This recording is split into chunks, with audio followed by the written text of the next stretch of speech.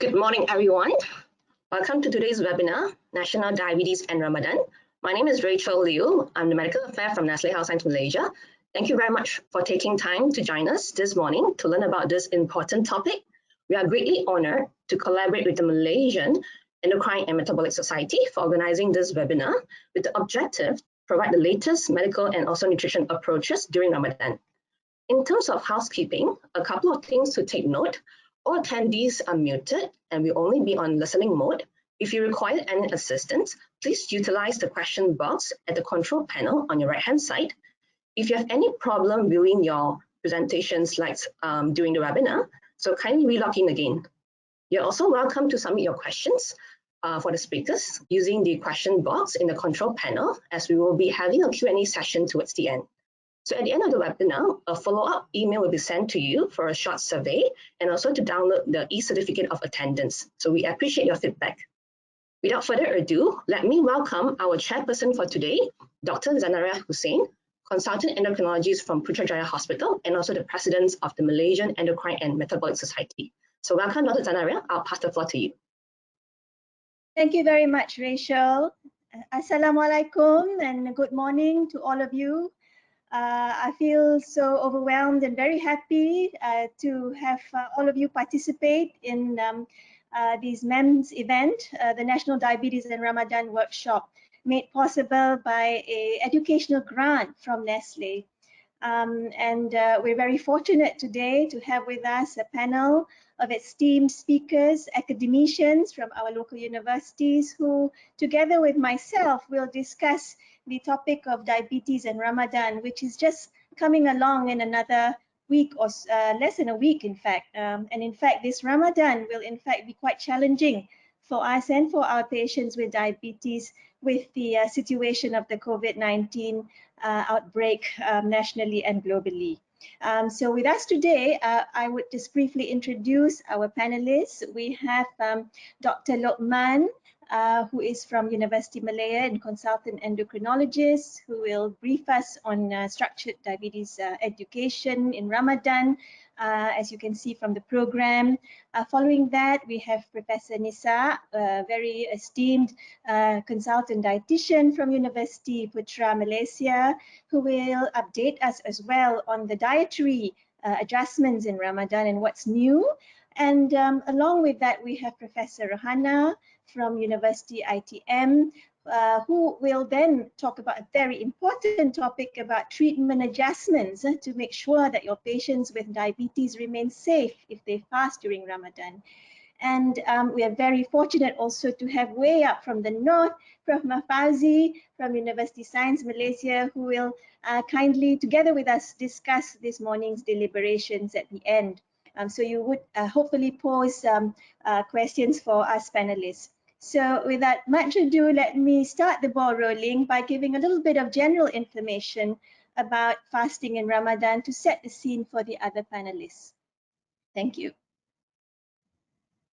Okay, well, a little bit of brief about understanding what are the issues of glucose and changes in Ramadan and fasting.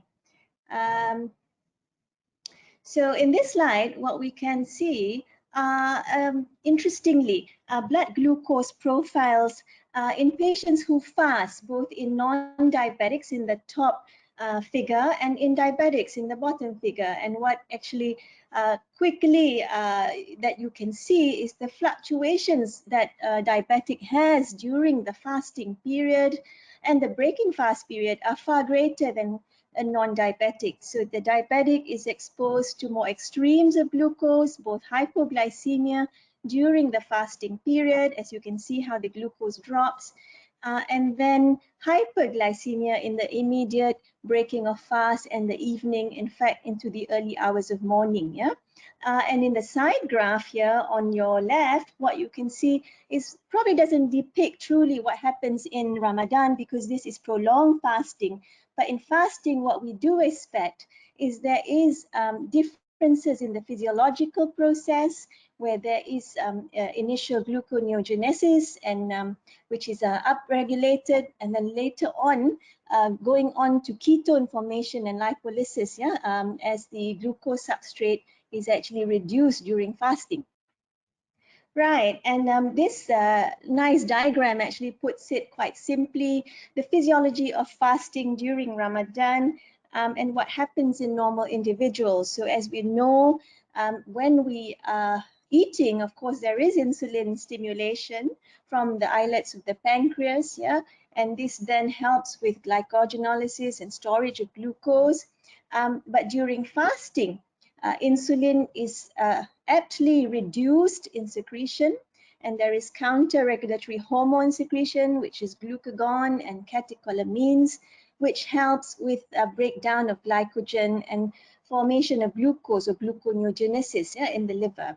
And these low levels of insulin also lead to alternate substrate use, which is fatty acid, and this is oxidized to form ketones, and therefore there is a predisposition with prolonged fasting to have excess ketones generated in the circulation, and this may actually pose a danger for diabetics, especially with the dehydration and uncontrolled glucose.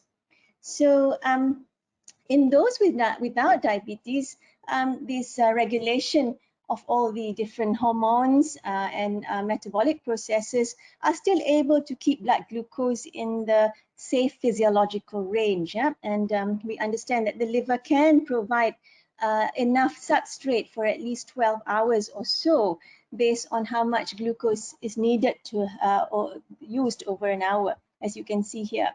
But we are fortunate staying in the sort of equator area, where our fasting duration of fasting is sort of quite set at about 14 to 15 hours or so, whereas we know there are extremes of duration of fasting, for example in the summertime, which can go on to even up to 20 hours or even more, and then in the winter, of course, there is a shorter period of fasting. But with more prolonged fasting, then we are concerned about more extreme sort of complications. All right, the next slide, please.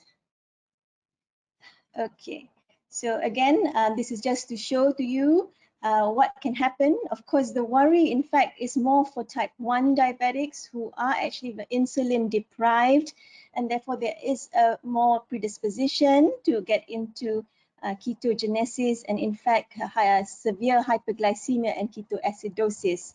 But certainly in type 2 diabetics, there is also a risk, especially in those who are uncontrolled and also have some other trigger factor.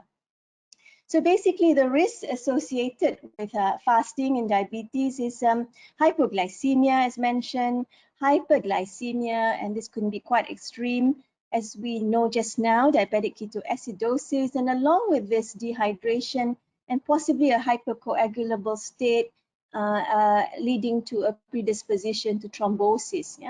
I'd like to share with you some epidemiological data, and these slides are pick two sort of studies, which are the EPIDIA and the CREED studies. They're not very recent, but the reason is because they did include a cohort of Malaysian patients. And the EPIDIA study was done quite some time ago, and published also some time ago, back into 2001. But it does show back then, of course, now maybe there are safer medications for fasting, but it's good to look that even though fasting is not obligatory for diabetics, especially if they're very ill with complications, a high number of diabetics around the world, particularly in our country, still choose to fast even though they have diabetes. And in this slide, you can see type 1 diabetes in Malaysia, about 92% of them at least fast.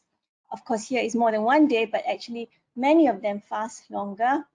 And you can see the type 2 diabetes as well. And in the Malaysian context, us among all the other Middle Eastern and other Asian countries where there are large numbers of practicing Muslims also fast to a great degree.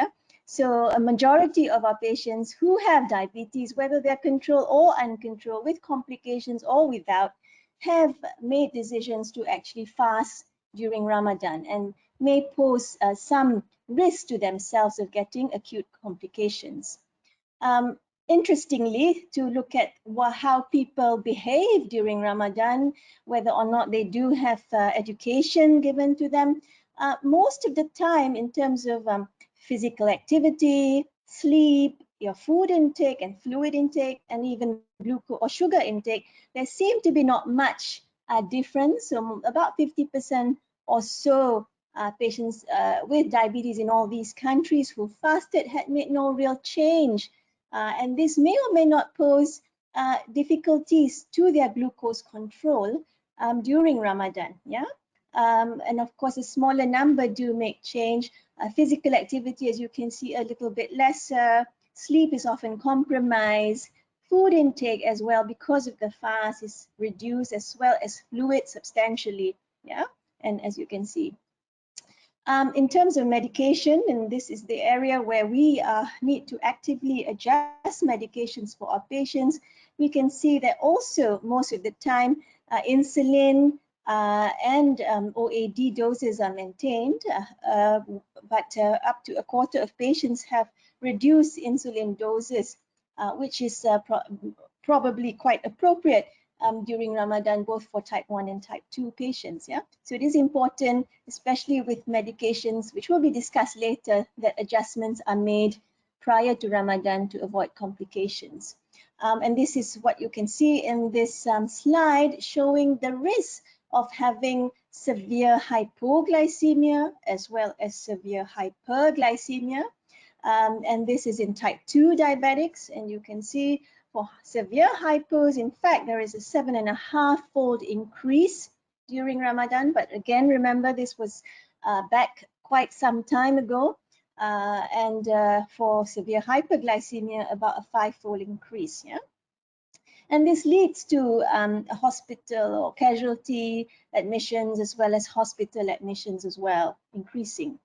In type 1 diabetes, as you can see here, and just like type 2, type 1 diabetics have up to almost 5-fold increase in severe hypos, and also a 3-fold increase in ketoacidosis.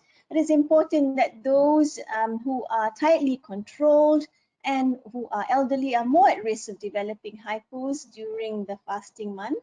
And those who are poorly controlled prior to Ramadan, especially already having a prior history of ketoacidosis, are also at great risk. Yeah? Otherwise, as we mentioned, due to the deprivation of fluid, there is a risk of dehydration, postural hypotension, and also possibly more events, for example, relating to thrombosis due to the hypercoagulable state. Yeah. The CREED study is a more recent study. Again, it included an Asian cohort, of which Malaysia was part of it. And there were many publications from CREED. This is just one that looked at hypoglycemia. Of course, this is the main interest among us, among our diabetics, to prevent hypo during Ramadan. Yeah, you can see the sort of involvement of the other countries. In the Asian cohort had about 800 plus patients. Over here, they were just type 2 diabetics, unlike the Epidia, having about 7 years of disease and a mean of 50 years old. And we can see here from the CREED, what interestingly is that the Asian sort of hypoglycemia rates over here, looking at overall rates, yeah, those divided into different risk categories. As we know, a low, moderate, high, and very high risk, which I will sort of allude to later. There is an increasing rate of hypo, but what is quite obvious is much less. In fact, than what we see in North Africa. The rates are much higher across the board for all risk categories, as well as Europe. Yeah, but again, those with the highest risk of hypos would be those in the high risk and very high risk category, which I will sort of allude to a bit later on. Yeah. Okay. And here, in terms of medications, as expected, we are concerned that especially sulfonylureas and insulin do predispose to hypoglycemia. And we can actually appreciate here, these are the hypos during Ramadan and before Ramadan. In fact, it's surprising that what we see is there is reduction in hypoglycemia. And this is very good because it means that there has been preparation prior to Ramadan. There has been some education, there has been some treatment adjustment to impact on the rates of hypo during Ramadan. Unlike what we see possibly in Europe, where we can see, in fact, during Ramadan, there is an increment in the hypoglycemia rate, either on oral medications or on insulin or on both. Yeah? So it is important to impact on this by giving, by preparing prior to Ramadan, by giving education, and by treatment adjustments. Yeah. So here again, I highlight that from the CREED study, we can look at the prior hypos before Ramadan. They actually predict increased hypos. So your patients who have had hypoglycemia before Ramadan are indeed the highest risk category to develop hypos during Ramadan. So something has to be done, either a strong advice to not fast, which we are rightful to do so to these patients because they put themselves at risk, or to make early enough treatment adjustments, education about monitoring, about diet and physical activity as well. So just with regards to recommendations, there has been both, many countries have come up with their own recommendation, as well as regional and international recommendations as well, which I have put forward here to guide healthcare providers on how to manage their patients during Ramadan. And these are what we in Malaysia have also come up back in 2015 to also have these diabetes management in Ramadan guide, which I'll just flash through the algorithms. And we did have some activities to promote the guideline and to so that healthcare providers nationwide do have guidance on how to manage patients during Ramadan. So as I alluded to, a pre-Ramadan medical assessment is important, where you can actually identify risk factors, which patients are at risk, those are at very high risk and high risk. Example, those who are already having hypos or severe hypers, recurrent DKAs or admissions related to glucose abnormalities, complications related to diabetes, renal disease. These kind of patients will need to be advised to abstain from fasting. Whereas, especially those, for example, on very intensive insulin therapy sometimes as well.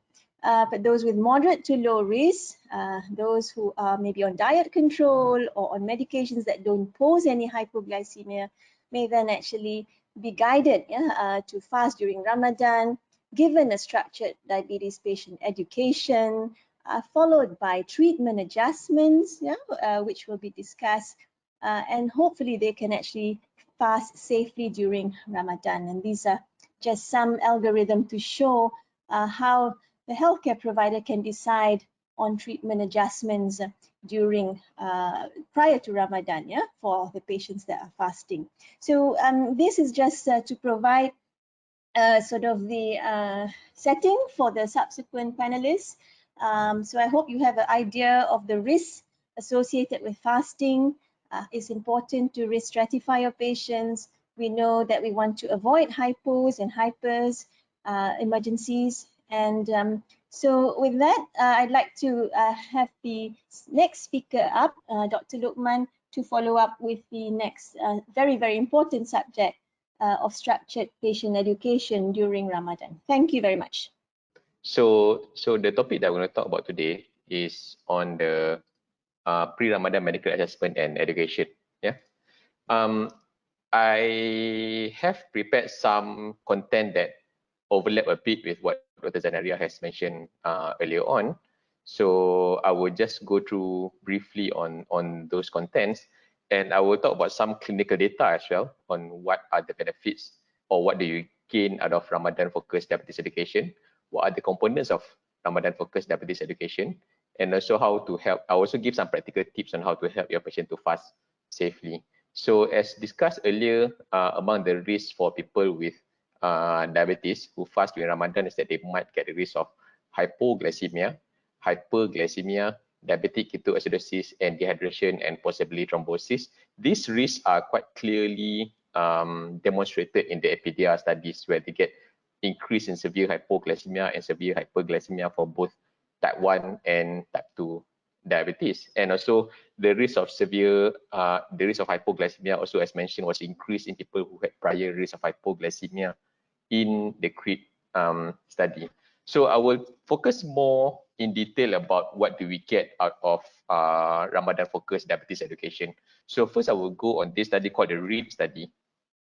This READ study is quite straightforward, but an important study in the way that they offered patients either structured education or usual care.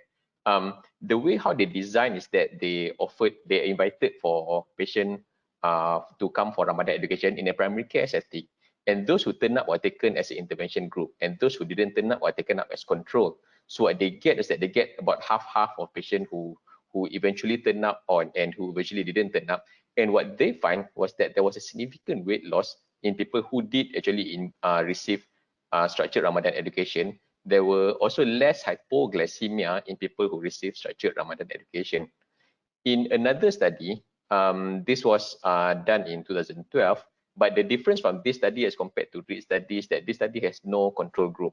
So what this is called the Ramadan Prospective Diabetes Study. So what this study did was that they recruited 110 patients, quite about 2/3 of them who were on insulin treatment at that time, who received 2 sessions of one-on-one diabetes education prior to Ramadan, and then they advised patients to record their SMPG during Ramadan itself.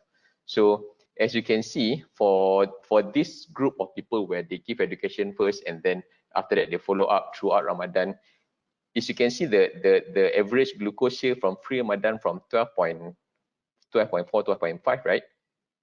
During Ramadan, it dropped to about 8.67.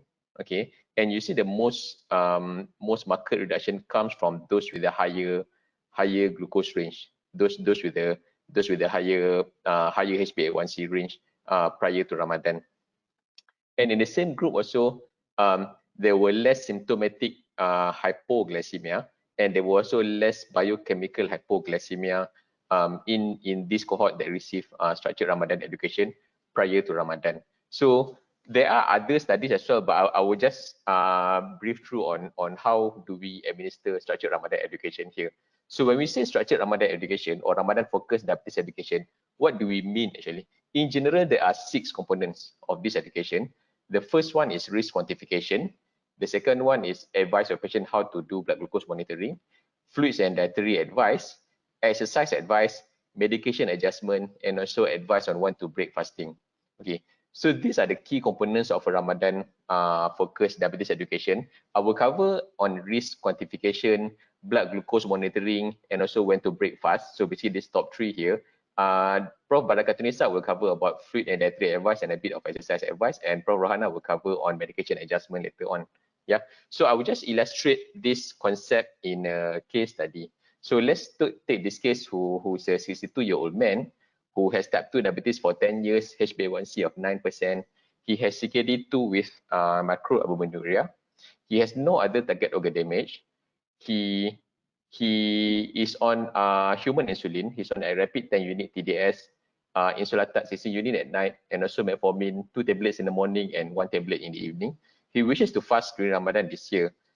He had previously fast during Ramadan with no problem, but he did not check his SMPG because he has never received structured Ramadan education before. So he wasn't like really advised on how to do things correctly or properly during Ramadan.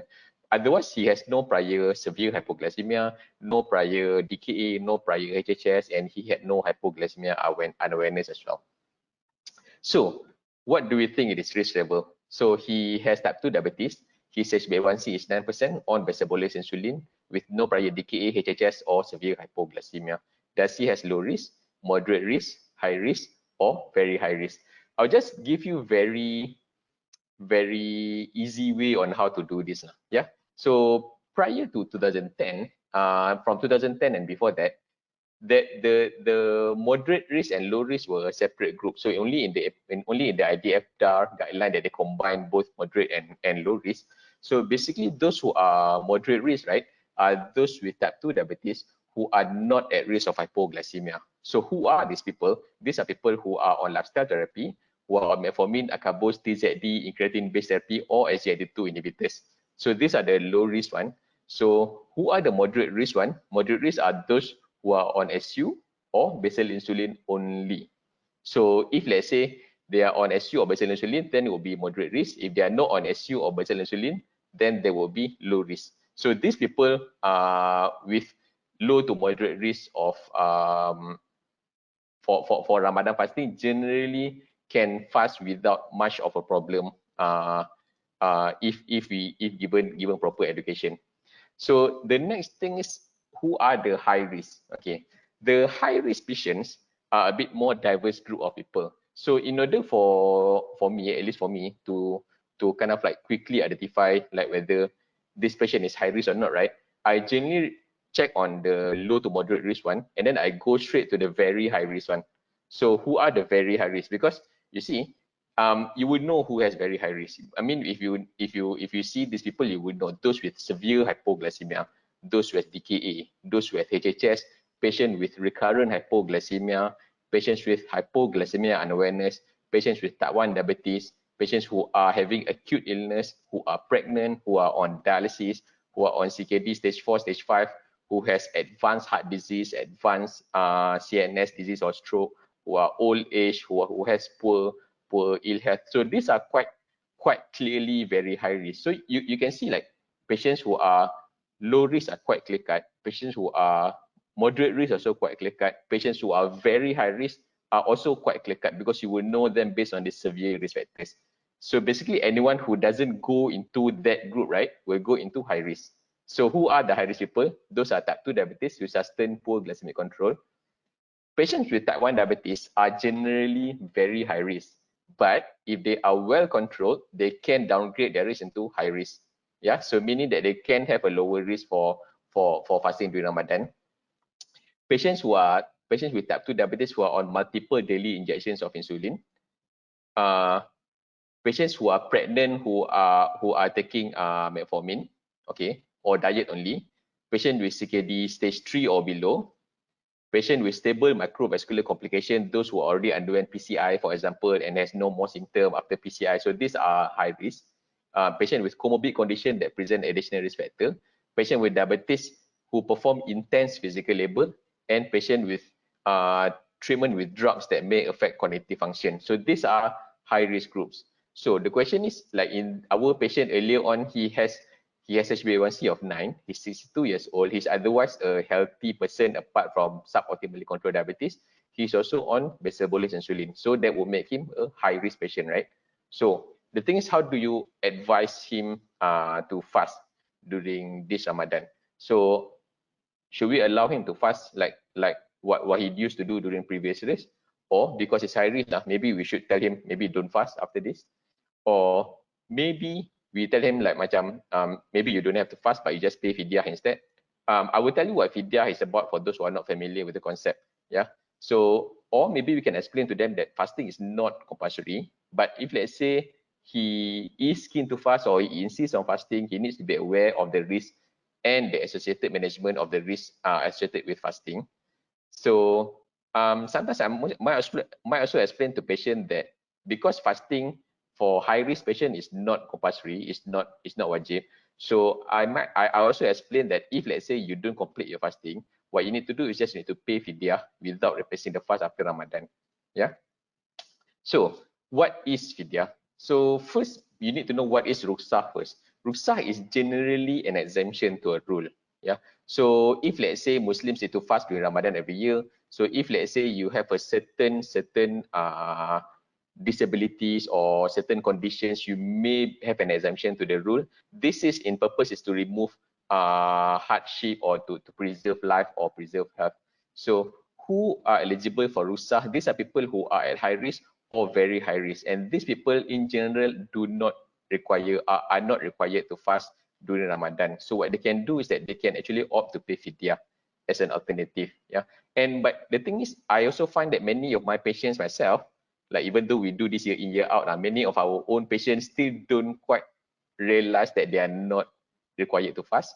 So, but I tend to like offer this option to them, make them aware that maybe you're not required to fast, but even and you might want to think as you get older, you might want to consider at one point you might want to not fast anymore and start to pay fidyah instead.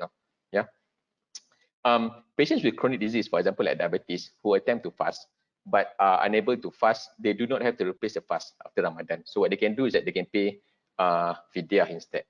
So back to our case. So this man attempted to fast. He opted to fast. He said, I can see what I can do, because previous years there was no issue, so I just try to fast this year. So we explained about the risk to him, and he's willing to learn how to manage his risk. So what can we offer to him? So we can advise him to offer to do regular SMBG. We can advise him when to terminate his fast. We can refer him to a dietitian for structured meal planning. We can advise him for light exercise during Ramadan.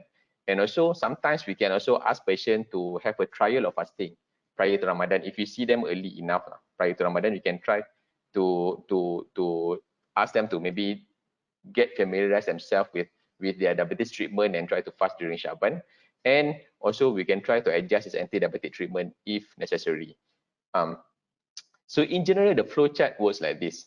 So all patients who wish to fast, right, ideally they want to visit their healthcare provider at between about 2 months prior to Ramadan. So during this visit, then the healthcare provider will take history and then assess about the previous experience during Ramadan, and then check their ability to self-manage diabetes, and then they risk stratify this patient, whether they are low risk or moderate risk, high risk or very high risk, and then they explain about the role of SMBG, when to break fast, when to exercise, fluids and meal planning, medication adjustment. So these are in essence the entire structured Ramadan education itself. If let's say, for example, this patient is high risk or very high risk, for example, right? So they are advised not to fast. But if let's say they are keen to fast, then they might want to do SMPG several times in a day. If let's say they are moderate to low risk, in general, they can fast quite safely. So this patient, they are required to monitor their SMPG once or twice a day. Yeah. Okay. I will skip this because this will be covered by Prof. Badakatunisa on dietary advice. Okay. So I will explain a bit more in detail about this SMPG monitoring. The reason why SMPG monitoring is important is because if you see later, right, a lot of the decision making for diabetes care during Ramadan really depends on SMPG. Like macam how to adjust your medication, like should we inject more or should we inject less insulin during sahur, should we inject more during buka puasa or less during buka puasa, do you need to terminate your fast? So a lot of this decision making really depends on SMPG. So SMPG monitoring is actually quite mandatory for most people, unless they are on like metformin alone, then they probably don't need to do. But especially if they are on insulin, then this is quite really mandatory for all patients. When to do SMPG? There are multiple times that you can do SMPG. You can do in the morning, at the midday. You can do somewhere in between in the morning, somewhere in between the midday, before breaking fast, and also before bedtime. In general, if let's say if my patient is on multiple daily injections, yeah. So if they are on multiple daily injections, I recommend them to do at least this 4 times in a day: before sahur, before midday, before breaking fast, and also before bedtime.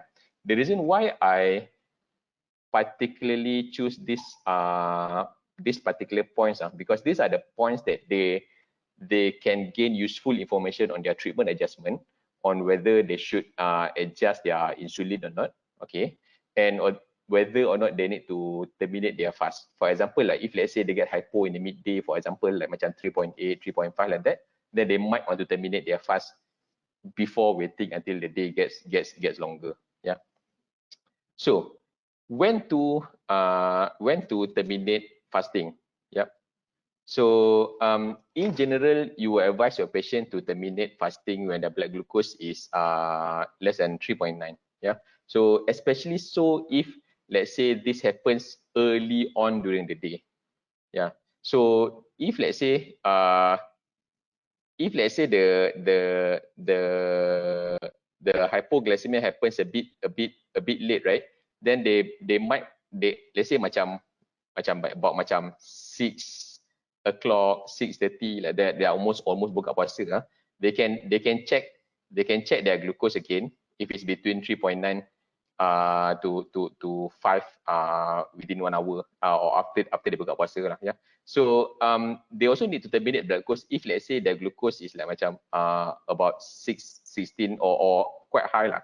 Usually we take about the guideline take about 16.7, but in general any reading that will cause you to get osmotic symptom or get symptomatic hyperglycemia, you would want to consider terminating fast at that time, because you can't drink water, so you might get worsening dehydration. And whether or not you have symptoms of hypoglycemia, dehydration, or if you are having acute illness. So in summary, before I end my lecture, Ramadan fasting is in general a spiritual choice. We can say like you can fast, or you are not supposed to fast, or you cannot fast, but at the end of the day, it's really the patient's choice to decide whether they want to fast or not. Yeah, I mean what our role or what we do as a healthcare provider is to give options to patient. And if let's say patient choose a certain option, then our duty is to provide them with supervision and facilitate them in order to fast safely. Yeah, and Ramadan focused structured education, it has been shown to improve outcome during Ramadan, especially by reducing the risk of hypoglycemia. And the key components of Ramadan focused education include risk stratification, diet, exercise, treatment adjustment, SMBG monitoring, and reminding patient how to and when to stop fasting. Okay, so the next speaker will be Prof. Barakatunnisa. I will pass the slide to her. She will talk about she is the Deputy Dean of UPM of the Allied Health Science and Student Affairs faculty. So she will talk about dietary intervention, and she will talk about her recent research findings on diabetes in Ramadan as well. So I pass it to her. Thank you, Dr. Lokman. Before Professor Nisa starts her presentation, I will actually need the attendees to answer a few poll questions just to understand your current practice and also your view as well.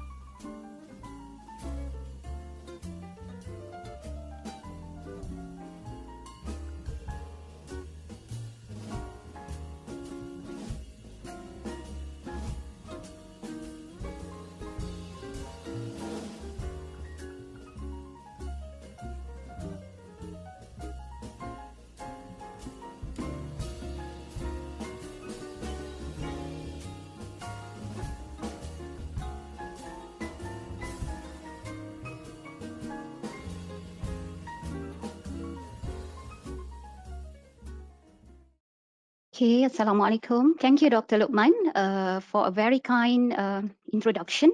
It's great to be speaking here with all of you. Thank you for taking time out and being here today. Assalamualaikum warahmatullah and salam sejahtera. I'm here to share on our previous experience conducting the diabetes Ramadan nutrition study among Malaysian patients with type 2 diabetes. I'm presenting on behalf of my team, my dear RNP study team. This is the content of my presentation. So if you would like to see what are the structured Ramadan nutrition plan, please wait until the end where I will share with you guys the inside story of RNP. We have previously published the paper recently, and for further detail, please browse through the article as you can see in the screen. Ramadan will coming soon, yeah, as what Dr. Zana said, very few days this coming Thursday. And maybe before we go further on, I would like to share on what are the usual Ramadan mealtime. So generally, okay, show my screen.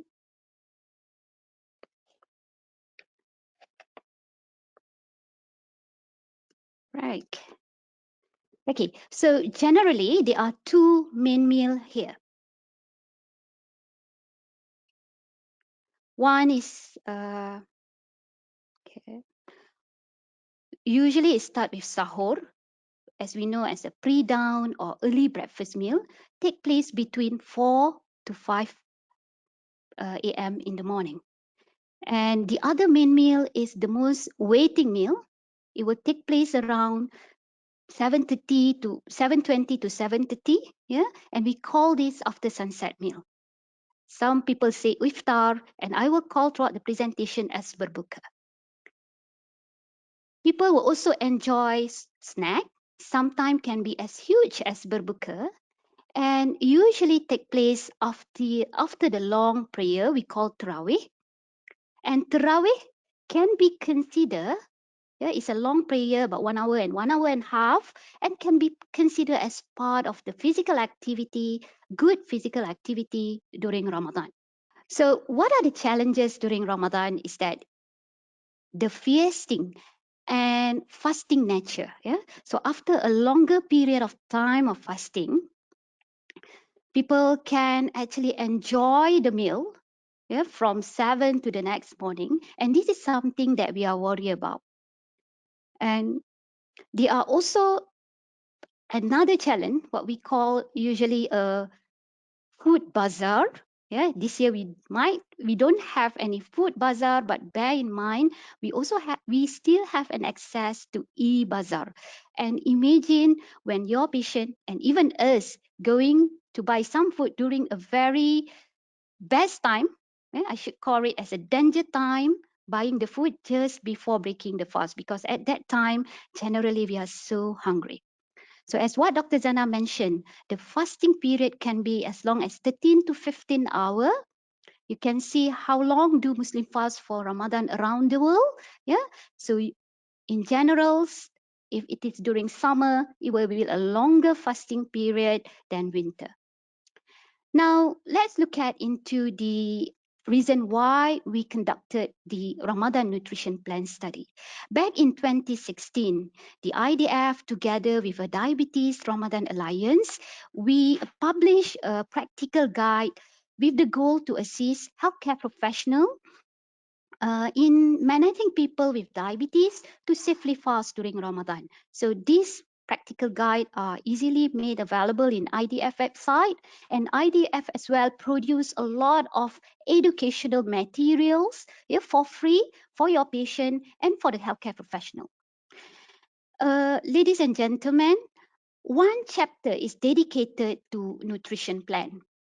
We gather all the experts in the world, especially from the Middle East. They have a huge interest for Ramadan to provide their expert input on the best practice, yeah, how nutritional best practice. Nonetheless, there is no study so far has confirmed the benefit of Ramadan nutrition plan at clinical setting. Second, it is indeed important to know that we identify that the Ramadan practice are not optimal. Even majority of us mentioned that we provide pre-Ramadan education. From our survey, we identify that about only 1/3 of the patient receive pre-Ramadan or specific Ramadan education. And we heard just now from Dr. Lukman how important was the pre-Ramadan medical assessment and education. When it comes to nutritional practices, there are more than 10% patients with diabetes out there still skip sahur. And we found that half of them had early sahur, which means perhaps after the Tarawih, because it's not easy for many people out there, especially the young diabetes patient, to wake up as early as 4 a.m. in the morning to have the early sahur. I mean, like to have sahur. What we recommend is to delay the sahur as late as possible. We also found in our survey that almost 80% increased consumption of sweetened food beverages, and about 70% and more reported that they reduced physical activity level. And third, we already know that structured nutrition with the use of diabetes specific formula, it would improve overall glycemic control and body weight in patients with type 2 diabetes.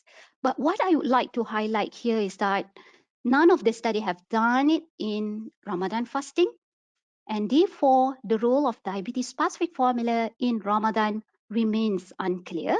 And we believe there is a huge potential having a structured nutrition with diabetes specific formula in combination to improve the overall meal of the patient, especially if you can see in the slide in the screen, this is the common sahur meal.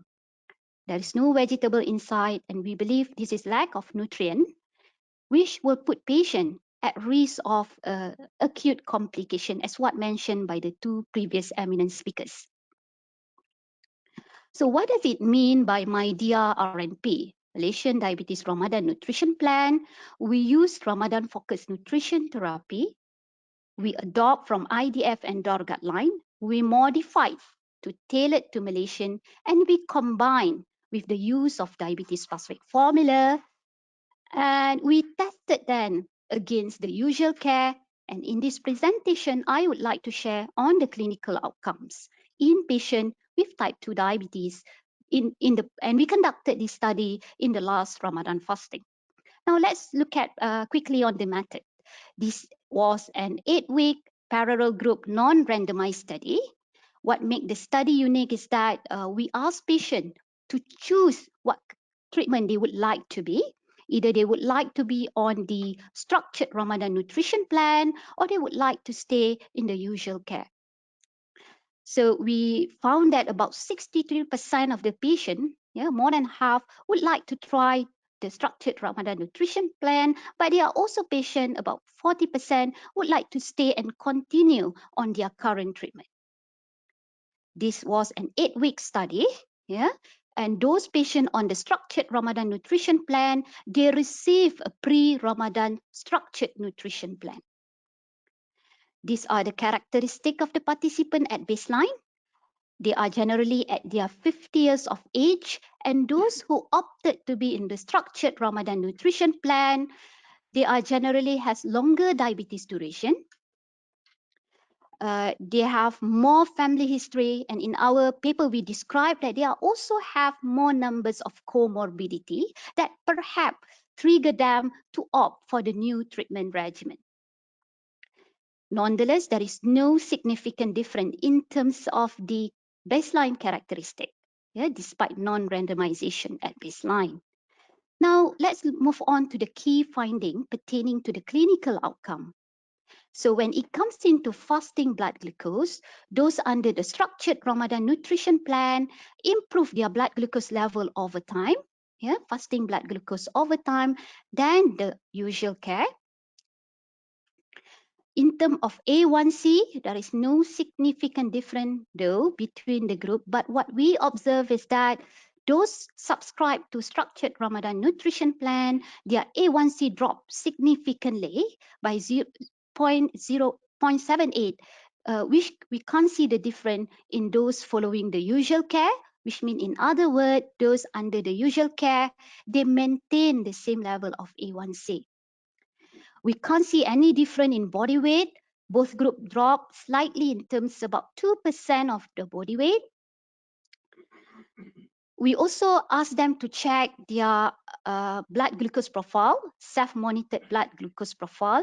And what we found that those following structured Ramadan nutrition plan, they have better pre-glucose profile before sahur, as well as better glucose profile before the bedtime, with no difference at other point. This slide or this screen shows the changes in lipid profile, where those subscribed to structured Ramadan nutrition plan, they have improved their triglyceride level, which could be explained by the drop in carbohydrate percentage by about 5% in those structured Ramadan nutrition plan.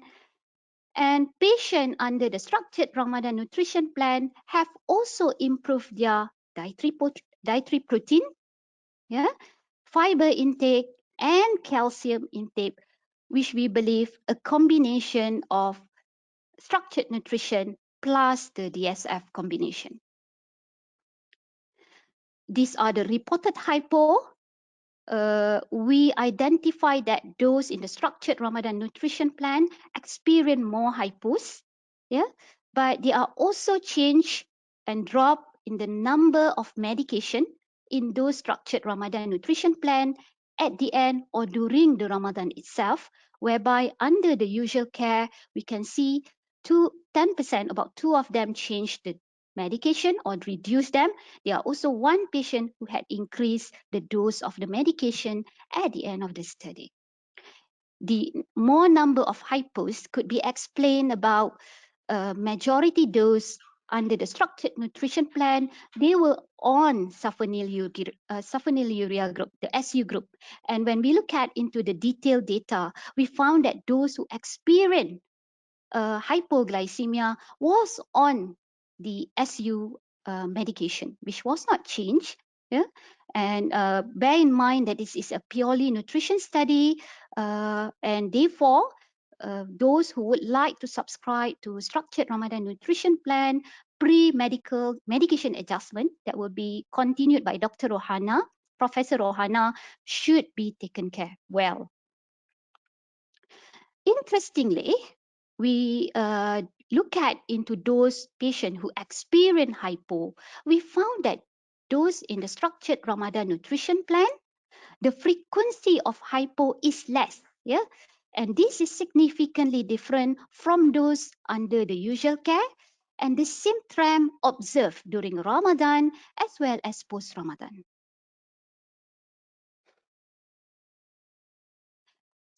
About 50% of the sample underwent the continuous glucose monitoring. We put them on CGM for 1 week before Ramadan and during Ramadan. And in this presentation, I would like to share the Ramadan during Ramadan results. So what we found that majority, more patient in the structured Ramadan nutrition plan who participated in the CGM study, they spend more time in target or in within the target treatment range, as well as reduce time in those above the target treatment range, and we couldn't find any difference in terms of those experiencing hypo.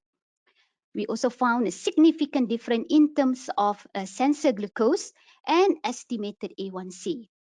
And we know from the literature that spending more than 70% of the time in range would lead to better complication management and reduction. So as a conclusion, structured Ramadan nutrition plan improve fasting blood glucose, triglyceride, and glucose profile at pre-sahur and pre-bed throughout Ramadan than the usual care group or the standard care group. Is also improve dietary intakes in terms of dietary carbohydrate, protein, calcium and fiber. Nonetheless, extra care should be taken place to ensure that the hypoglycemic potential agents are modified accordingly before allow patient to subscribe to the structured Ramadan nutrition plan. Of course, in any study, there is a limitation that we should consider to plan for the future study. This was an exploratory feasibility and non-randomized trial. And we identified, due to the non-randomized nature, more SU users were in the structured Ramadan nutrition plan, and they are the one who highly reported about the hypoglycemia during Ramadan. What are the takeaways? Structured Ramadan is ready and it is proven feasible. As I mentioned many times, extra care for those patients on insulin secretagogue.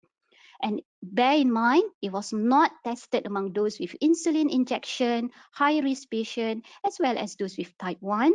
And I believe a multidisciplinary, as what Dr. Lokman mentioned just now, is very important to ensure patient can safely fast during Ramadan.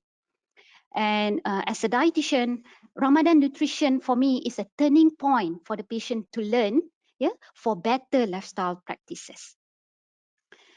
I would like to thank my dear RNP team members, as well as Dr. Osama Hamdi as a mentor in this study, and the sponsors, Nestle Health Sciences and Nestle Product Sdn Bhd from Malaysia. I am nobody without my team, and I thank them for their commitment throughout the previous Ramadan study. So please enjoy to see the inside story of what is about structured Ramadan nutrition plan. With that, thank you very much.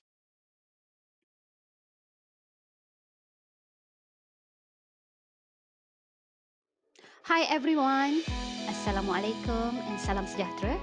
I'm going to share with you the inside story of structured Ramadan nutrition plan. The structured RNP is guided by the 10 principles based on the IDF DAR practical guide. We modified accordingly, tailored to Malaysian context. The 10 principles include the component of pre-Ramadan education, adequate amount of calories and carbohydrate, distribute them evenly between sahur and berbuka, balanced meal, use of Ramadan nutrition plate, choose a right type of carbohydrate, delay sahur, start berbuka with mini iftar, ensure sufficient fluid intake, complement with diabetes specific formula, and if needed, enjoy a healthy dessert.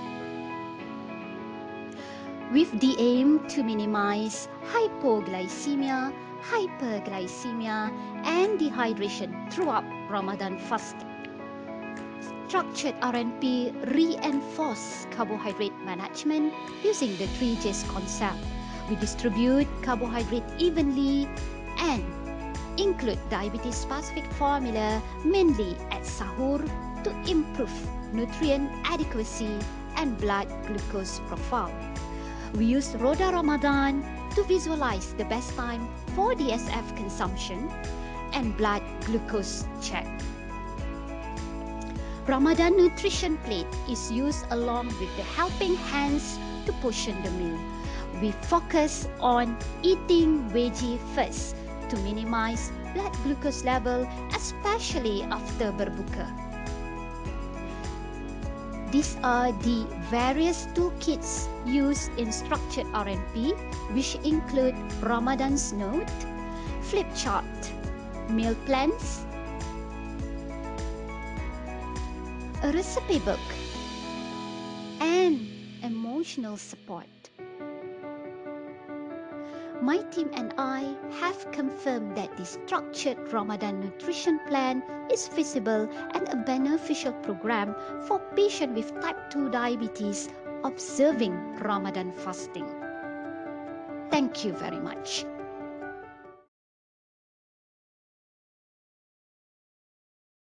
So I pass to the organizer, and I would like to, okay, not organizer, I would like to hand on the slide and the talk to Professor Rohana. Are you there, Prof?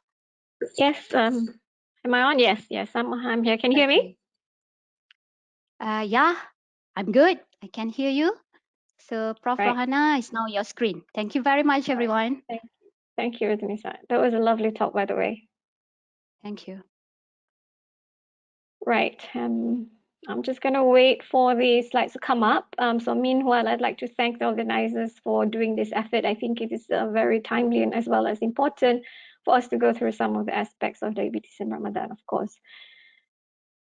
Okay. So the topic given to me today is monitoring medications during Ramadan. Also like to congratulate those who are here today, all the way from Singapore, I believe, some of the delegates. Okay, so for just as a disclosure, I have none for this talk.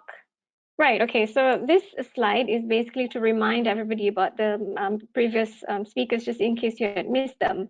Dr. Zanaria mentioned about the epidemiological data in terms of numbers. So this is overall numbers globally. In Malaysia, just a very brief estimation, looking at the 30 million of Malaysian population right now, prevalence of 17.5% of diabetics, and 61% of Malaysians are assuming the religion of Islam. So just a very, very rough estimation, we're looking at between 1 to 3 million of Malaysians who are probably fasting, especially with the number of reaching more than 90% of our patients, despite the exemptions. They're actually trying their very best to fast. So as you know, as from the first few speakers, not only are the patients refrained from consuming food and water, they are also refrained from consuming drugs. Sorry, I'm just gonna stop for a minute and pause for a minute. Okay, so so as I had mentioned earlier, so patients are predisposed to this all these complications, including the severe hypoglycemia, severe hyperglycemia, and again, you will hear this over and over again from us, and as well as dehydration. But as well as that, it's really about the challenge in adjusting the medications. Because although some of us may find it easy to say, you know, you say they year in and year out to say you do this and you do that, but it's actually very, very difficult for patients to understand how they're going to adjust their medications during this Ramadan, especially those on insulin. So if you had missed Dr. Lukman's talk earlier, he emphasized the need, and he has shown the success of the education before pre-Ramadan education. Unfortunately, Dr. Hanisa mentioned that only a third of patients are receiving proper education. So we hope that with this, patients should be more educated and be more aware of what the other risks associated with the fasting month. So besides all this that mentioned, about nutrition, about education, what is probably not emphasized too much is about the medication. And with this, I hope to elaborate that further. And before that is probably to again and again is to emphasize that the problems with fasting during this holy month is this hypoglycemia, and not only hypoglycemia, but the hyperglycemia and the dehydration.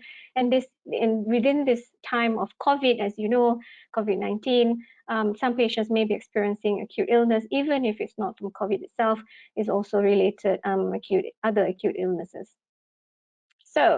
So why is it a huge big section in terms of adjustment of medication? It's probably because the medications out there available to our patients are this many.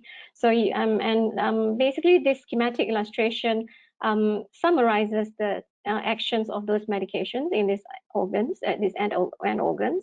But besides the action of the medications at this organ, it also predisposes patients to some of the side effects to them, particularly with the GLP-1 and the acarbose, the side effects of the GI, as well as the DPP-4 inhibitors and the SGLT2 inhibitors right here, whereby it causes polyuria as they excrete the glucose within the urine.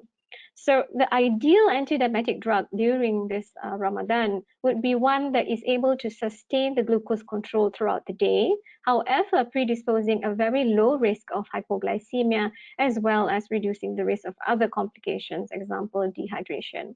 However, I would like to emphasize here at the very bottom with the sentence that we should really individualize the patient's treatment in all these medications. So not one shoe fits all. So these are some of the guidelines that we have put together, usually that we have utilized, and I believe the IDF is currently working again on the new updated Ramadan guideline, but these are some of it. So this is the IDF guideline. So, and then there's the Muhammad Hassani's guideline, who is probably an expert in this field. Also a recent Canadian Journal of Diabetes guideline. So in Canada, so I think that is useful as well, very comprehensive.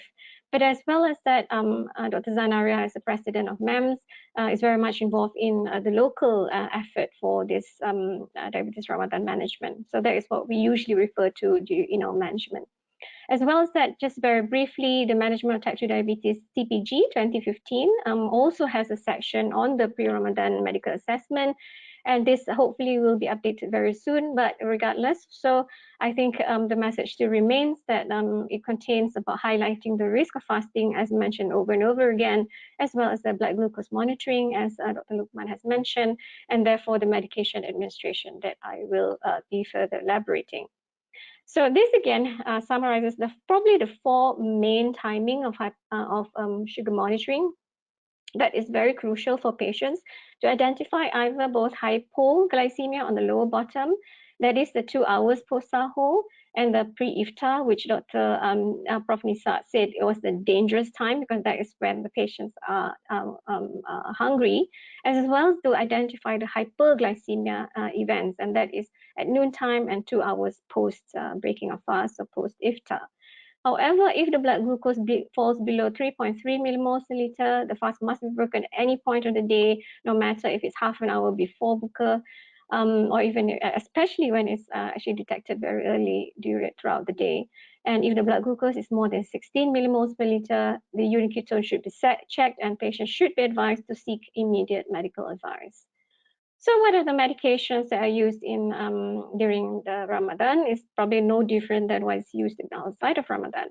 So metformin once daily, once or twice daily, no dose modifications. If they're taking it 3 times daily, the morning dose to be taken before sahur, probably during the meal, that is, and then the combined lunch and dinner doses after the iftar, and that is really depending on how much food that the patient takes. If the patient is able to take moderate amount of food, then probably just the dinner dose should suffice. Prolonged release metformin, no dose medication, and to be taken after iftar. The use of sulfonylurea should really be individualized. I would strongly advise that the older agents, including glibenclamide that is available to us here, should be avoided at all costs. The use of second generation is preferable. So, but I personally do not really encourage the use of gliclazide because it still has associated with very high risk of hypoglycemia. But if you actually have to use that, because I think in Ministry of Health facilities, you might not have much option, and that will be in the middle column here, whereby if it's taken twice daily, the sahur dose is to be reduced by half, and the iftar dose remains the same. And if you're using the modified release, then there's no dose modification. It should be taken after iftar. Okay, what about DPP-4 inhibitors? These are some of the clinical trial data in, particularly in Ramadan, the use of DPP-4 in Ramadan. This is a systematic review and meta-analysis in 2015, whereby it looked at the time, what was done was vildagliptin and sitagliptin. So what I can summarize here is essentially sitagliptin has been shown to be significantly much safer compared to sulfonylurea in both observational studies as well as observational studies as well as randomized control trials. And these are from mild symptoms to severe episodes of hypo, whereas vildagliptin seems to show some probably inconsistent data, but generally I think overall DPP-4 inhibitors are presumably quite safe to be used. So It's a sensible alternative to sulfonylurea, appears to be safe, and there's no dose adjustment or modification to be done. And both should be taken after iftar if you're taking the BD dosing, and if you're extended release, it is to be taken after iftar anyway, that is after dinner. Right. So SGLT2 inhibitors are slightly newer, relatively newer, and I must mention this study because it was done by our one of our endocrinologists here in KL, Wan Juani, who looked at and I believe she's the protege of Dr. Zanaria. So this is a study worth mention. That it looked at it's an open label randomized control trial, so looking at the use of dapagliflozin in the month of Ramadan. So approximately more than 100 participants, which showed that there was no significant difference in HbA1c, in the fasting blood glucose, or fructosamine levels. However, the study probably supported the current data that highlighted some of the adverse events of SGLT2, including hypotension, and that is because of the warm weather in Malaysia. So patients tend to be dehydrated, and of course the association with UTI. However, of note, these are not really significant, statistically significant, though clinically significant, and probably they are mild. The episodes were quite mild. So in summary, SGLT2 inhibitors do not require dose modification. It should be taken after iftar. But at this point, I also like to share some of my experience with some patients who do the Tarawih prayers. Some of the patients do Tarawih prayers, which is extended, so they finish quite late. And therefore, if they take this medication before the prayers, this will be very inconvenient because they end up going to the toilet quite a bit. So I would actually advise them to take the medication after the prayers to minimize this inconvenience. So it will keep them up at night, but they can, because most of the patients are quite elderly, are retired probably, I should say, so they could have a bit more rest throughout the day. So it can be used during Ramadan, has a low risk of hypoglycemia. Side effects of increased UTI and genital infections are quite significant. Risk of dehydration, especially in the elderly. And just at the bottom there, caution in patients who have renal impairment. Again, bearing in mind that Malaysia can be quite hot in certain times. And the risk of hypertension due to dehydration, especially when they are taking diuretics. Right.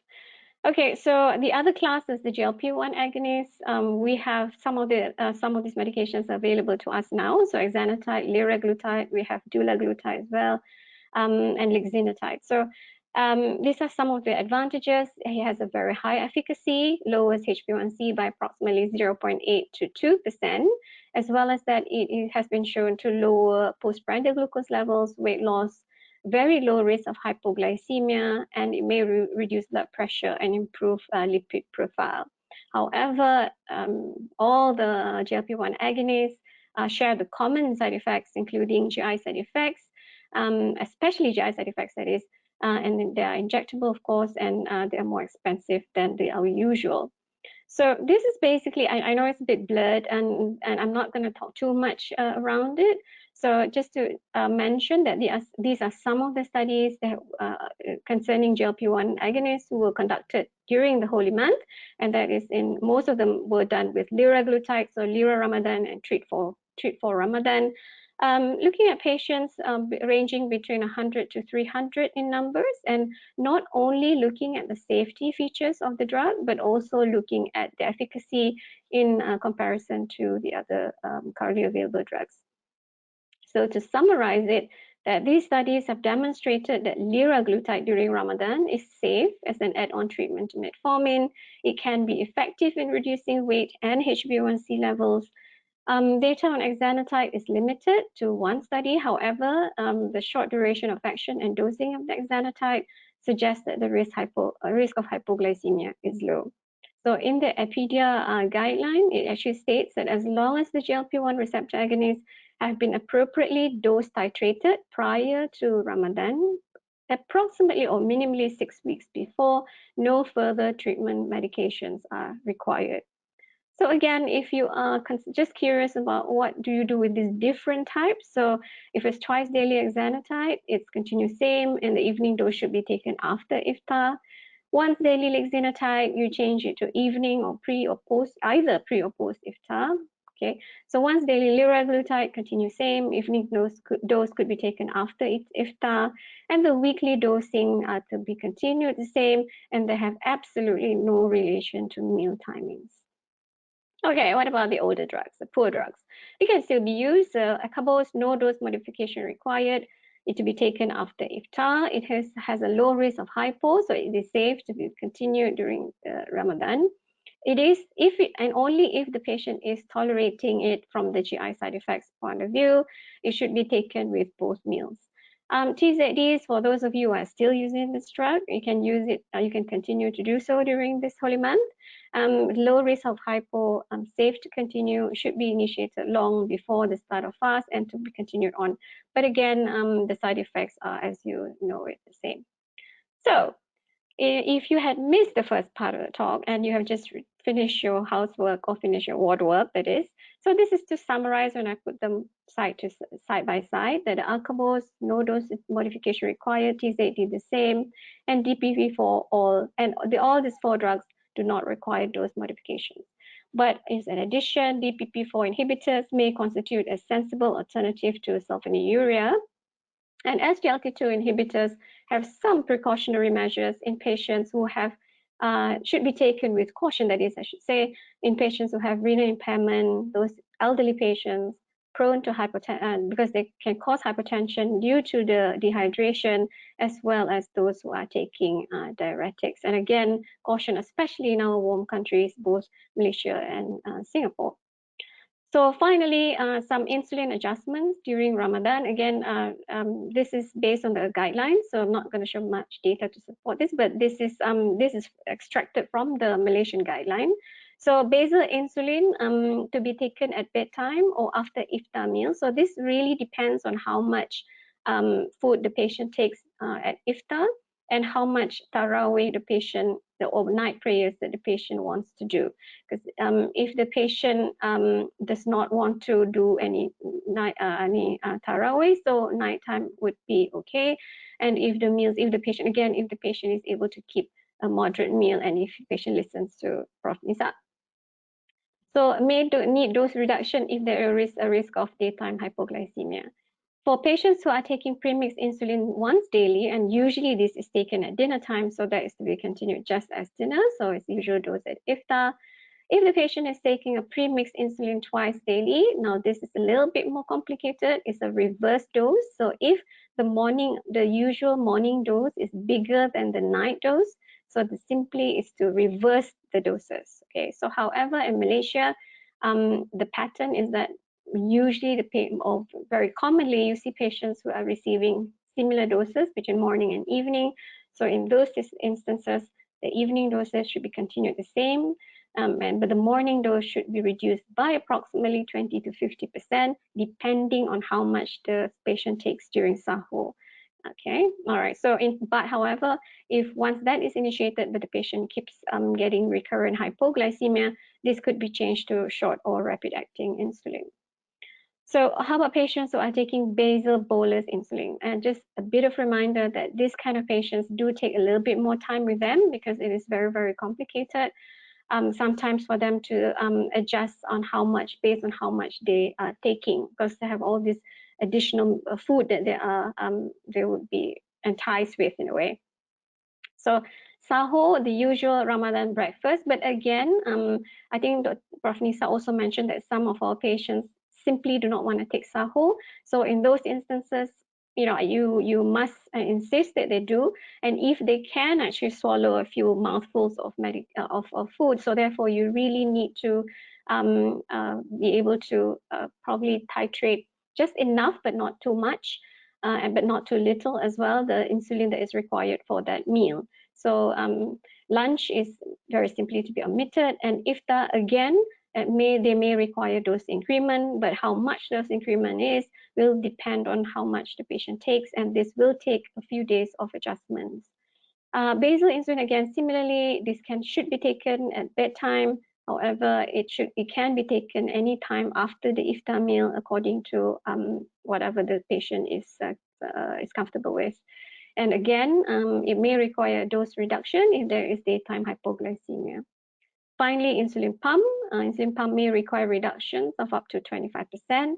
And the prandial boluses will be in accordance with the individualized insulin to carbohydrate ratio. Excuse me. Right.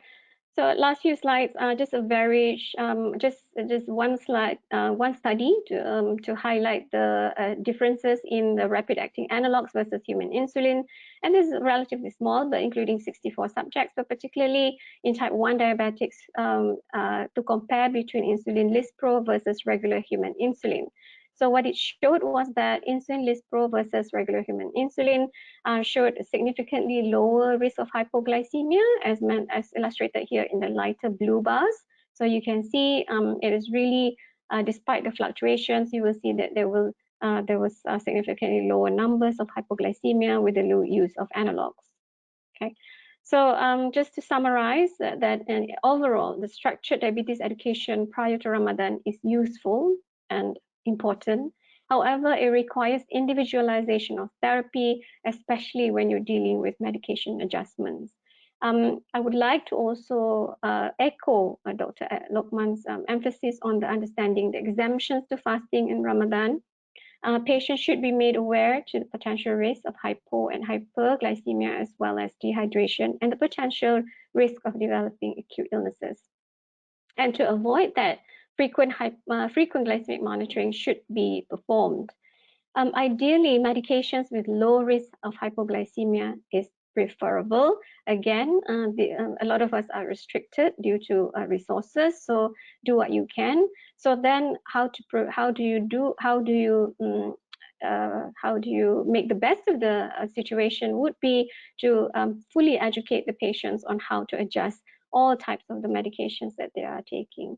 And this should be made prior to fasting, an adequate time prior to the fasting month, so patients could have the trial run of the fasting.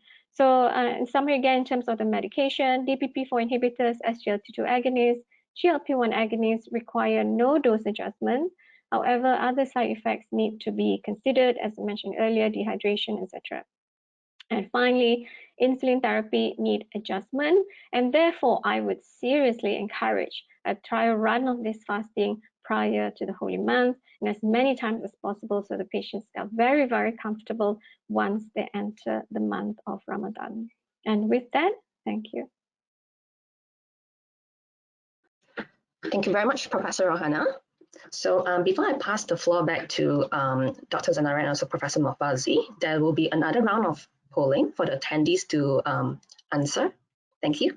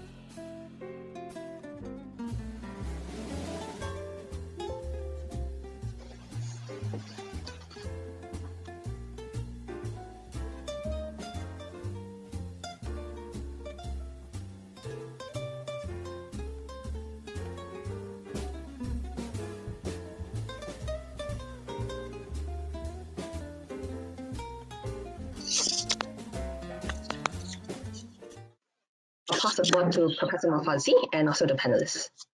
Right, thank you, Rachel, and thank you all to the speakers for the excellent lecture. So we have a couple of questions here. So, the first question is, how do we treat patients with relative or pseudo hypoglycemia? So I presume this should be answered by Professor Rohana, but I'm sure if other panelists want to chip in as well, you're more than welcome. So Prof. Rohana, how do we treat patients with relative or pseudo hypoglycemia? Prof. Rohana, can you hear? Prof, if I may, I would like to direct that to Dr. Lukman. Okay. Okay, I'll try. Okay. Pass. Okay, for those who are new to the term, pseudo hypoglycemia basically refers to a condition where patient develop hypoglycemia, typical hypoglycemia symptoms at a normal blood glucose, or meaning that at a glucose of more than 4 or above. This typically happens in people with underlying poorly controlled diabetes. And when the glucose suddenly goes down to that range, then they start to develop symptom. The good thing is that there is no evidence that shows that pseudo hypoglycemia carries adverse harm in the long run. Yeah. So the question is how to treat pseudo hypoglycemia. In general, most patients who develop pseudo hypoglycemia or relative hypoglycemia, they would have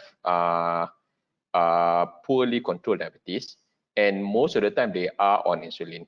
Okay, so most of the time these patients are either high risk or very high risk of Ramadan fasting. Do I treat pseudo hypoglycemia during Ramadan? Almost certainly not. Yeah, I will probably just tell them maybe for this year until we sort out your hypoglycemia problem, maybe for this year you just pay fidyah first. Yeah. If they insist on still fasting during this particular year, then I would probably advise them to monitor their blood glucose very strictly, follow the same recommendation like what Prof. Rohana has given, and insist that they must adhere if let's say they start to develop symptoms of hypoglycemia, even if their blood glucose is normal, they would want to terminate their fast at that time. Yeah. So again, for this patient, it is important for us to remind them that you need to keep it safe, terminate your fast when you develop a symptom, and also remind them if let's say if you terminate this fast, you don't really need to replace them afterwards. You just need to pay fidyah, and once maybe your this pseudo hypoglycemia problem has resolved, maybe we can try again in the coming years if they're still insist on fasting, if they're still keen on fasting. Okay, Dr. Rahman, thank you very much. We go next to the next question. How do you do Ramadan focused diabetes education during MCO? So I presume again we answered by either Dr. Lukman or I suppose Okay. Prof. Nisa. Okay. I have to admit that I have no experience yet because our hospital is a COVID hospital. So most of our diabetes patients appointments are rescheduled. But I am currently working on a proposal for telemedicine for people with diabetes. Yeah. So in theory, it is because we plan to pursue this telemedicine even beyond MCO period. So in theory, for low risk interventions like Ramadan educations or insulin dose adjustment, so most of this can be delivered remotely by telemedicine. Other option is that you might, for example, for those who are currently under my care at this point, fortunately for this particular year, I haven't had anyone who contacted me yet lah. But most of my patients who has like poorly controlled blood glucose, they do know how to contact me and update me on their blood glucose. So that's pretty much how I do without seeing them. I mean, what about the other panelists? Do you have any experience? Yeah. All right. It's a habit I have to put up my hand. Sorry. Yep. Can I just add to it that some of us are actually organizing this thing called virtual clinic in UiTM, though it's a lot more it sounds a bit more exciting than it actually is, and that is essentially calling up patients to see how they are, and to go through some of the medications. Are you okay to adjust your insulin doses, etc. Some of the elderly patients, they do, I mean, it would be nice to if you can conduct a session involving, you know, like 10 people at a go, and you can, you know, all advise them at the same time. But some of the elderlies are not very technical savvy, and that would probably include me. So it's basically one-to-one, and just very briefly you say, how are you? Are you okay with your adjustments, and etc. Yeah. Maybe I would like to add on, Prof. UPM and Nestle has come up with various educational materials, maybe not so much on the medication adjustment and for those who are high risk, but at least we provide some material for the nutrition part where patient can look at it and perhaps practice them during the Ramadan fasting while it's amid MCO right now. Yeah. So that's what the initiative we have during this MCO period. All right. Okay. So we'll move on to the next question. How, I suppose this goes to Dr. Luqman, how, or rather Prof. Rohana, how do you manage patients who don't have glucometer? They're not supposed to do self-monitoring of blood glucose. Dr. Zana might want to answer. She's bored. Dr. Zana? No. Okay, anyone want to answer that? You have highlighted an important thing. The reality is there are many patients who are still on medications that predispose to quick hypos like SU and insulin, of course, who are actually not monitoring themselves even in the non-Ramadan period, what more in the Ramadan period. So again, I think prescribing insulin comes with monitoring glucose, and that's something that we really have to remind ourselves as healthcare providers. What more in Ramadan, you know, you really have to adjust medication and highlight the risk of hypo and advocate, in fact, more stringently that monitoring is even more needed in the compared to the non-Ramadan period. So it addresses a problem that we have, and a reminder that even in the non-Ramadan period, I think many are not strongly advocating monitoring among patients. Yeah, so that's a very general statement I can say. Particularly now in the MCO, patients can't come out, you know, to have their glucose monitored at the One Malaysia clinic or even at the pharmacy or whatnot, you know. Bit difficult to answer, no solution. All right, okay. We move on to the next question. If the patient has a self-monitored blood glucose reading of 3.8 at 5 p.m., shall the patient break the fast? So Dr. Luqman, I suppose you want to answer this? Okay. Yeah. Okay. Yeah, Prof. Rana answer. Yeah. Right. Can I say, can I just share with you that there was one patient at the clinic that I saw a few months ago, I suppose, and he was fasting, the sunat fasting, and he came in and we did his sugar was 3.8. And this was like 10 o'clock in the morning, okay? So of course everybody freaked out and everybody like, oh, okay, you've got to eat something. And I actually got a chocolate out of my bag and offered it to him to break his fast. He completely refused, Prof, okay? Insisted it's going to continue. And at 3 o'clock, I called him up and then I said, are you in the hospital yet? No, he's actually at home. He refused to even check his sugar levels and all that. So I presume he continued because I don't know, you know, subsequently he attended other clinics and he was fine. So to answer that question, 3.8, if the patient were to ask me, I would say break your fast, okay? And you can always ganti. However, so that removes the responsibility of me, but you know the patient's not gonna. So I suppose if the patient wants to continue, she can recheck the sugar level again half an hour later, an hour later, you know, until he or she is symptomatic, I suppose. And that is assuming that he or she is not symptomatic at 3.8. If they are symptomatic, no compromise. So that would be my answer. Thank you. Thank you very much, Rohana. We'll move on to the next question. Question is, this is addressed to Dr. Lokman. Thank you for sharing. May I know what is fidya? Oh, okay. Okay, let's put it this way lah. Okay. For people who have a certain disability, or for example, like people who are pregnant, or people who are sick, or people who are traveling, for example. So these people, they are not required to fast. So it means it is not compulsory for them to fast. So this is what we call as a ruksah. Okay, ruksah basically means an exemption to the requirement that everyone else need to fast, but this particular group don't have to fast. So when it comes to the fasting obligation in Islam, right? If you don't fast, the alternative is you pay fidyah. Okay, fidyah is a payment that you made to generally the authority that collects zakat. Yeah, in Malaysia there will be pusat pengurutan zakat lah, that will go to either each of the state pusat pengurutan zakat.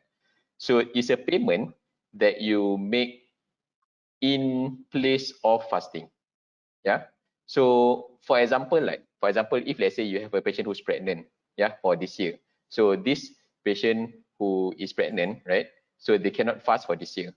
So after in most of the time, let's say if a person is traveling, they don't fast, then they can replace fast after Ramadan, right?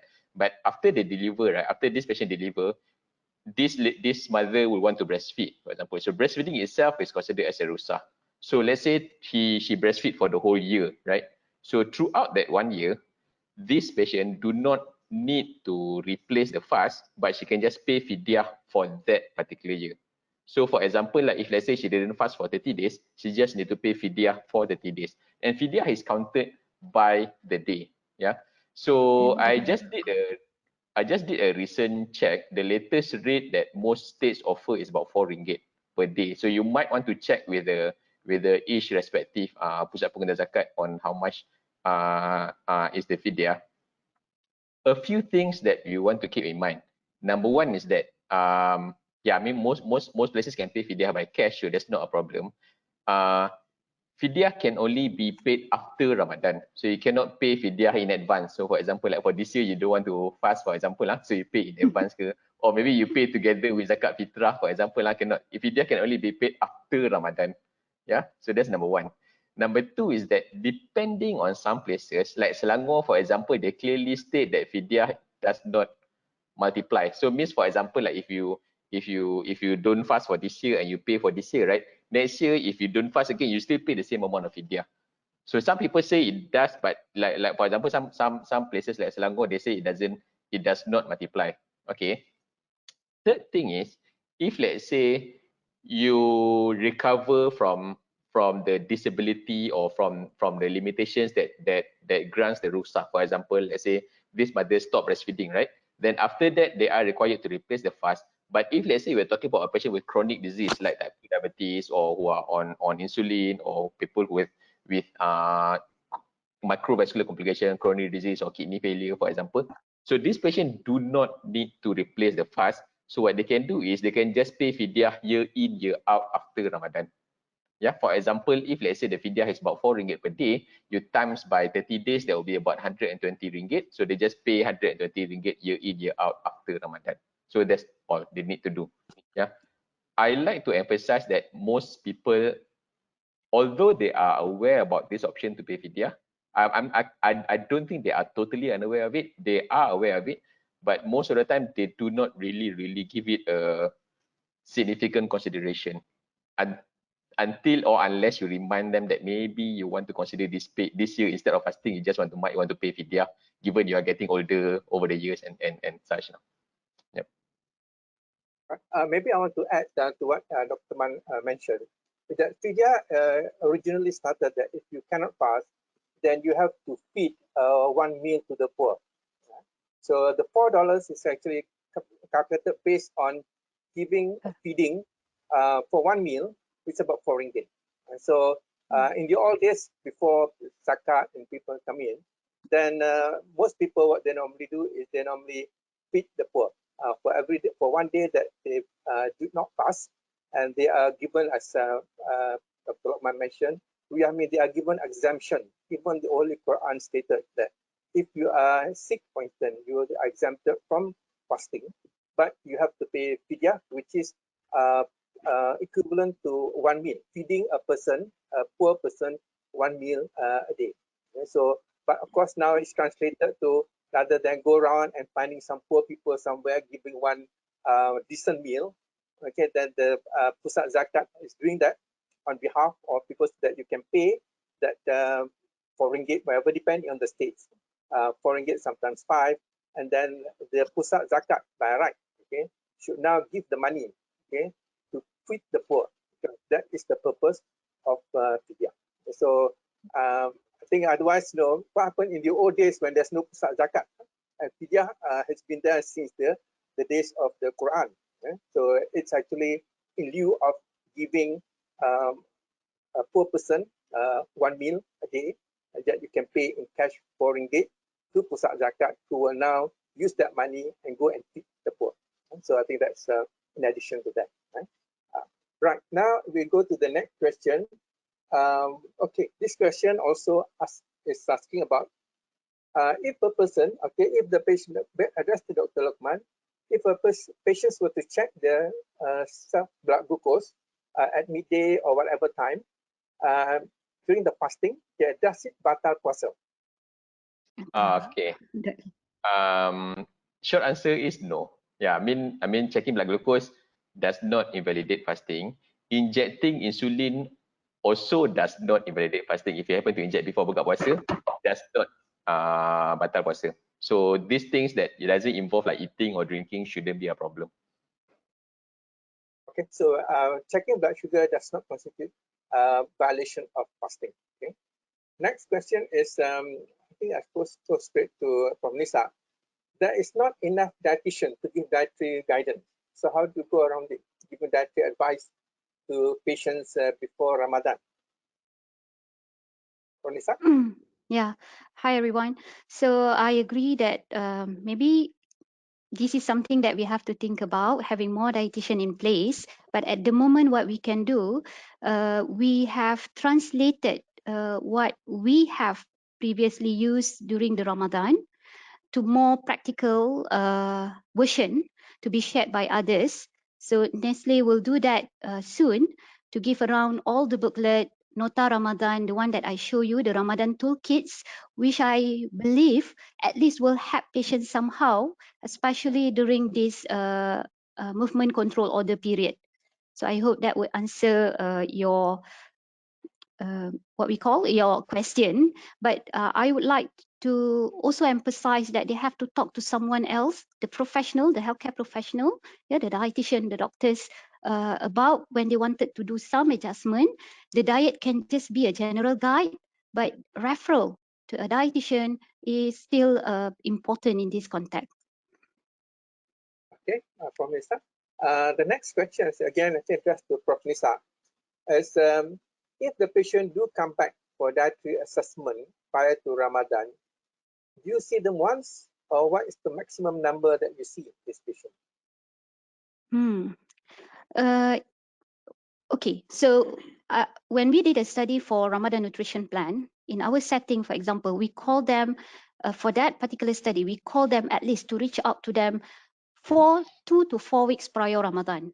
That considered sufficient, yeah, to help them to improve or to make some adjustment during Ramadan. Patients are really wanted to learn something, yeah, they come to us and they wanted to know what are the best diet for them when they are entering Ramadan, especially those who have prior experience with hypoglycemia. And of course, this is the one should be taken care by the physician. Yeah. So to me, 2 to 4 weeks, if you can't do at individual level, you can do as a group, because many study out there, yeah, have done it a group education rather than at individual education to reach out to many more patients prior to Ramadan. Right. The next question, I think we'll address this to Dr. Zana. Okay. So, I have a patient with type 1 diabetes and has 2 episodes of DKA within 2 months. Yeah? She's very keen to pass, despite advising on the very high risk spectrum. Yeah? Now, what do you do with this patient? What is the best advice?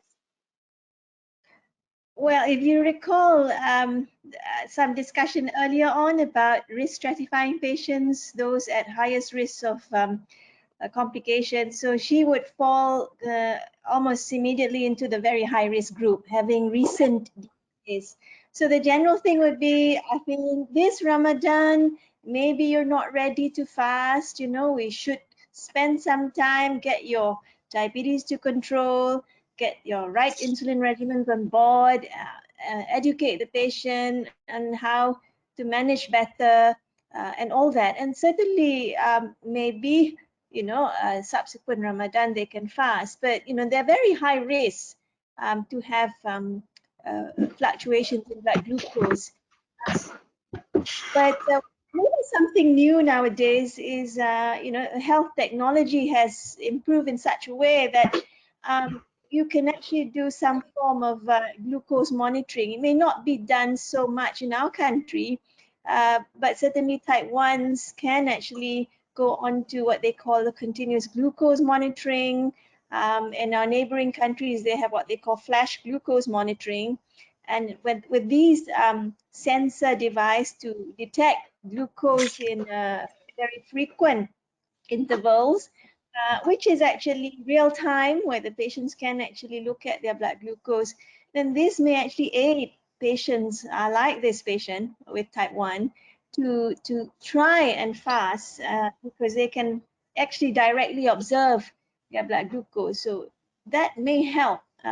So we do have some patients, but they are type 1s on insulin pump, and some type 1s that have on their own got access to these CGMs or FGMs, flash glucose, and certainly this would probably help these kind of patients to have a safer fasting period. So in general, if their control is bad, and if they are having recent DKAs, you haven't had time to sort out and give them the appropriate education, it's really, really important we take the responsibility to advise them to abstain from fasting for the time being. Yeah.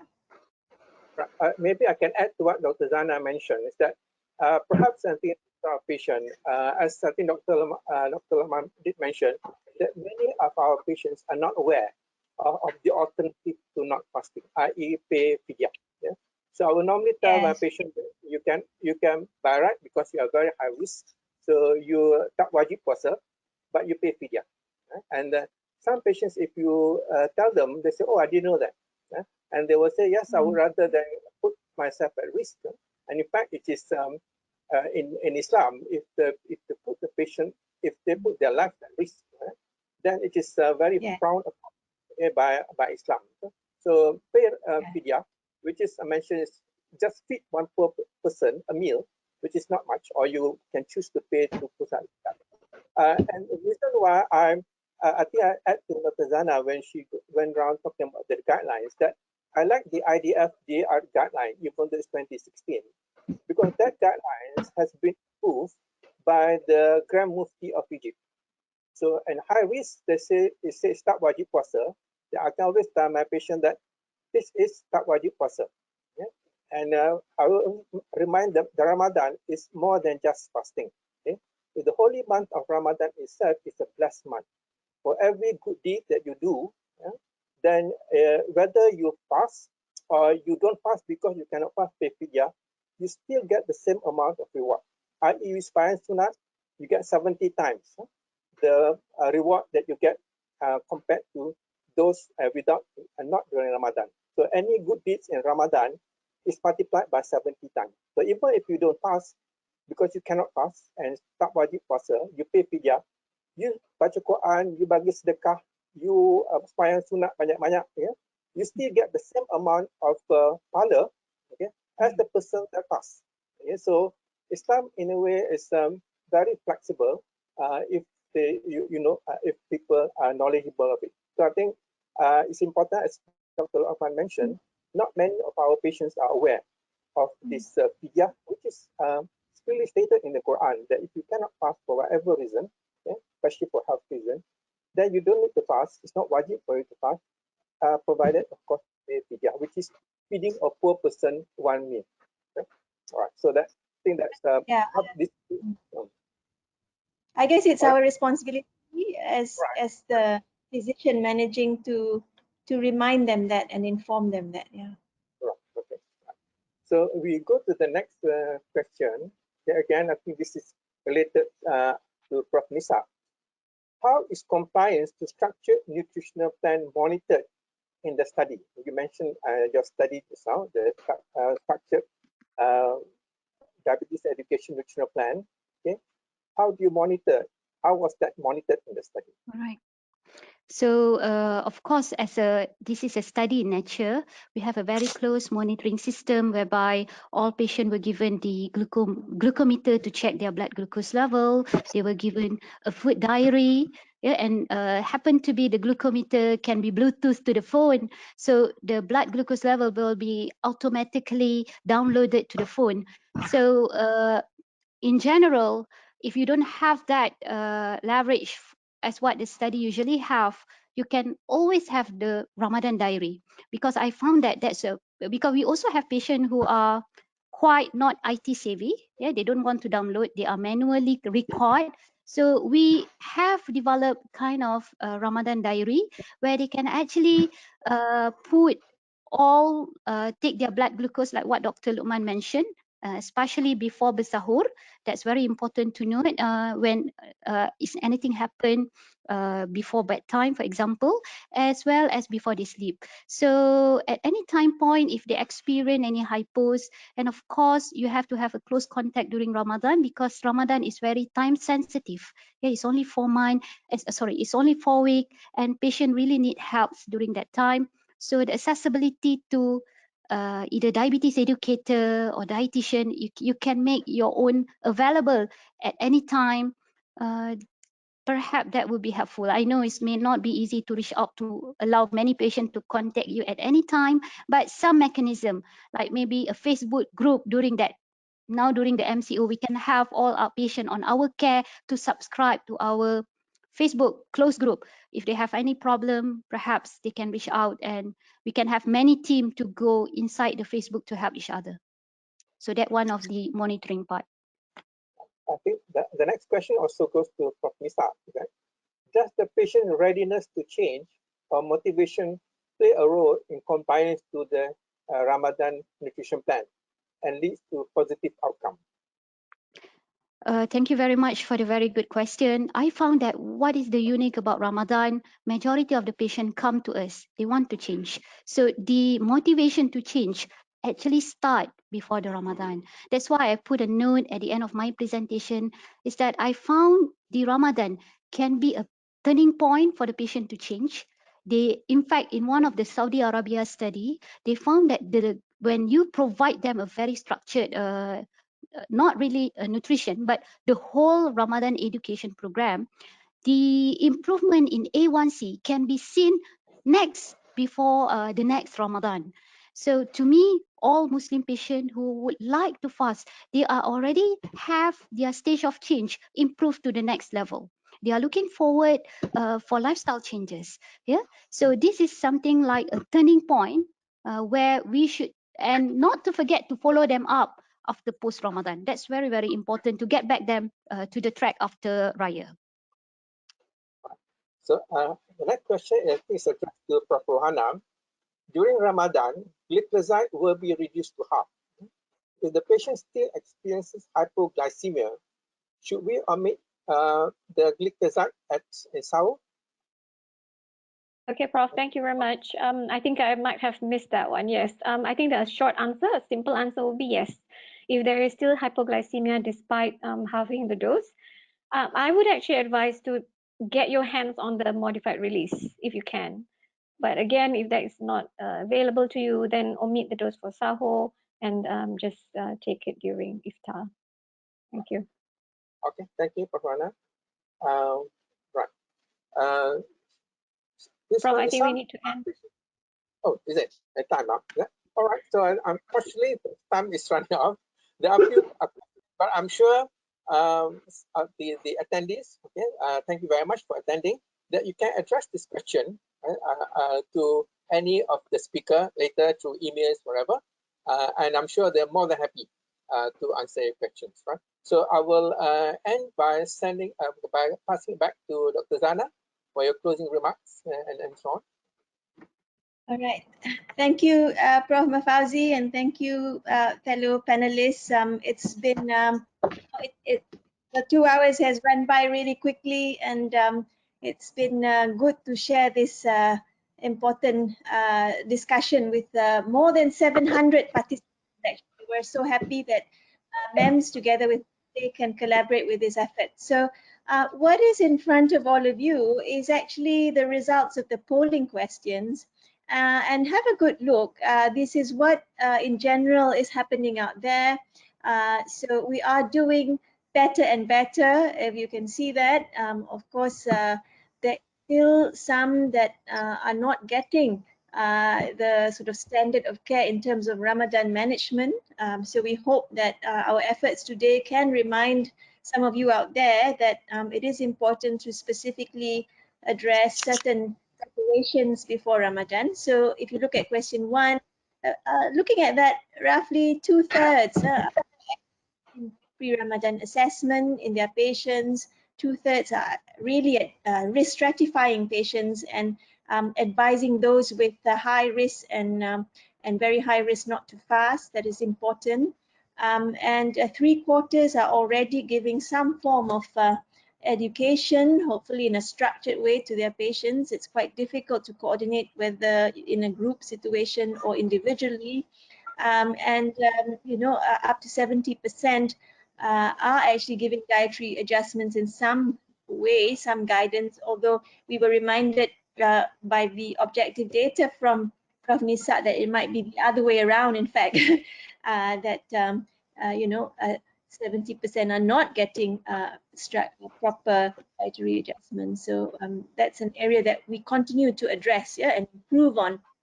And certainly, maybe as doctors, there is always that definite commitment to looking at medications and adjusting, but that can still further be improved. But we are lucky that the newer medications that we have today and we are using increasingly have less risk of hypoglycemia.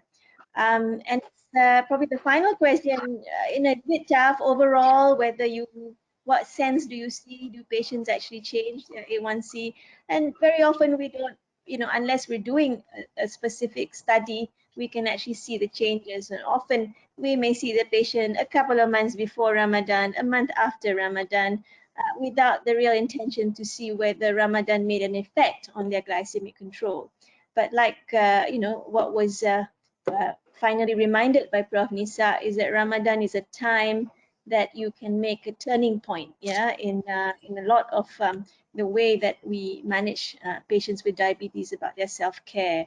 So I think this wraps up our morning. I again would like to thank everybody, particularly those that have joined us. Again, I remind more than 700 participants certainly is more than we could have for an actual real live meeting. So we're so happy that we could reach out to so many, even beyond our shores, I hear, in Brunei and Singapore. So really good, and maybe this is the way to go for the future, yeah, that we can cross borders and share knowledge and good practice. So without further ado, again, a final thanks to Prof. Mafauzi, to Dr. Lokman, to Prof. Rohana, to Prof. Nisa, to the Nestle team, and to the those that made this morning possible. So we wish you, all of us wish you well. On behalf of MEMS, we wish you well in these difficult times of the MCO and COVID-19, and wish you well for the coming Ramadan. Thank you. Assalamualaikum. Assalamualaikum. Thank you.